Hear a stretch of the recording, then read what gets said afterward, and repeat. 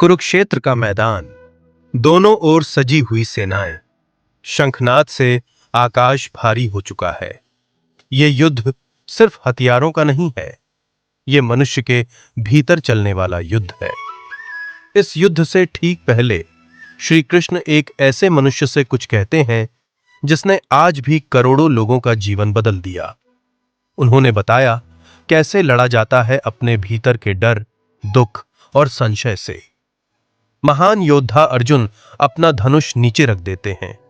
वे कहते हैं, मैं युद्ध नहीं कर सकता, ये मेरे अपने लोग हैं, गुरु, भाई, रिश्तेदार, इन्हें मारकर मैं विजय नहीं चाहता।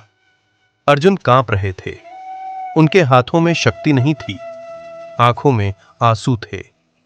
और तभी कुरुक्षेत्र में आरंभ होती है संसार की सबसे गहरी शिक्षा।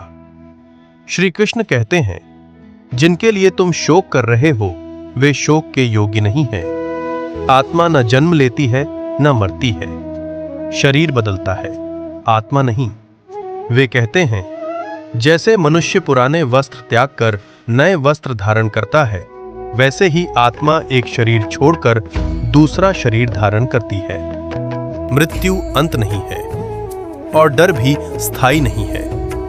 फिर कृष्ण कहते हैं, तुम्हारा अधिकार केवल कर्म करने में है, फल में नहीं।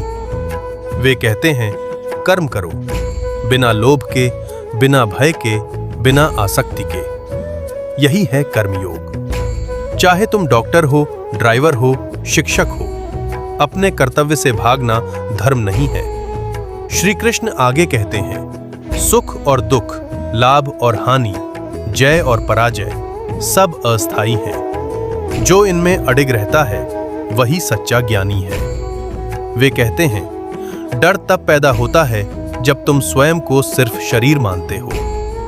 जब तुम स्वयं को आत्मा मानते हो, डर अपने आप मिट जाता है।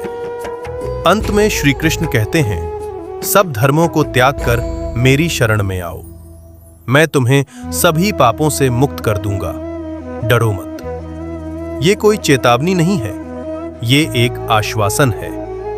अहंकार को त्याग कर सत्य के साथ खड़े होने का आह्वान।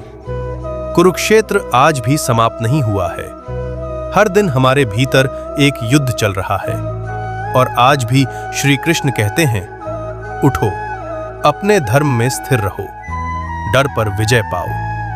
हरे कृष्ण। आज कुरुक्षेत्र किसी मैदान का नाम नहीं है, आज कुरुक्षेत्र हमारा मन है, हमारा जीवन है। जब हम डर के कारण सच बोल नहीं पाते, वह कुरुक्षेत्र है। जब हम सही जानते हुए भी गलत को चुन लेते हैं, वह कुरुक्षेत्र है। जब जिम्मेदारी सामने होती है और हम पीछे हट जाते हैं, वह भी कुरुक्षेत्र है। और ठीक उसी क्षण श्री कृष्ण आज भी हमारे भीतर बोलते हैं। वे कहते हैं, डरो मत, तुम अकेले नहीं हो, तुम्हारा काम सिर्फ सही कर्म करना है, नतीजा मेरे हाथ छोड़ दो।